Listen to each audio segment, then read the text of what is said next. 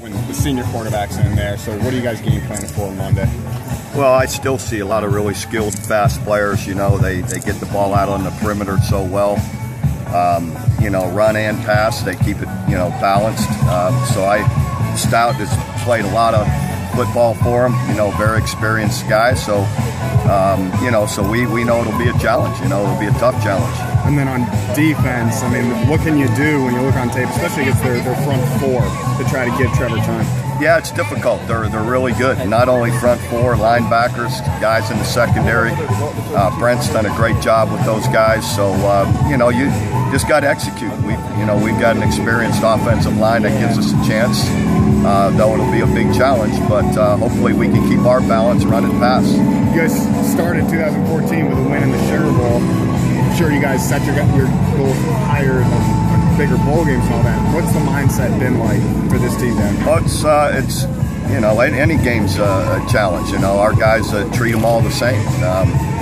Clemson probably in a similar situation. They're coming off a BCS win as well, so you know, you just do the best you can and put yourself in position to win by the way you prepare. And lastly, actually on the teleconference like a month ago, but like you and Dabo, you've been in your particular spot for a long, long time, which is kind of a rare thing in college football.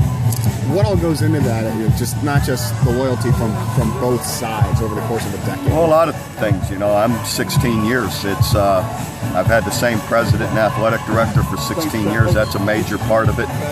We've all got a great working relationship in the way we do things, and unfortunately, we've had success. And you know, as a program, and you know, that allows you to stay a little bit longer, and we've been able to, I think, too, you know, with the same administration, we've been able to build and continue to build and try and improve the program, you know, as we've gone. What's it going to be like seeing Brent Venables on the opposing sideline for the first time? Yeah, it's different. You know, someone you've competed with for so long, you know, and great friendships. But you know, you just sort of block that out, and it's just, you know, you go out and do your job. As we've gotten to know Brent, his personality is starting to shine through a little bit, I guess. Has he sent any texts to you about this, or are you guys just letting it fly? No, we're just letting it go. We texted each other ahead of it, kind of hoping it wasn't going to come to fruition the way it did. But you know, when you're in this profession, as long as we all are, and you're bound to run into each other this way once in a while. But you know, so we'll do our jobs like we always do. He had a great quote, and he said, you know, I have to figure out a way for 3.5 hours to hate them. Is that kind of a fair assessment? That yeah, I don't know. Yeah, I don't ever hate anybody, but in the end, you know, it's about programs, and you block that part of it out. You do your job, and you compete, you know, for 3.5 hours, and he will and we will. That's just how you do it. When you watch film of Clemson's defense, is he doing anything different now than he did when he was at Oklahoma?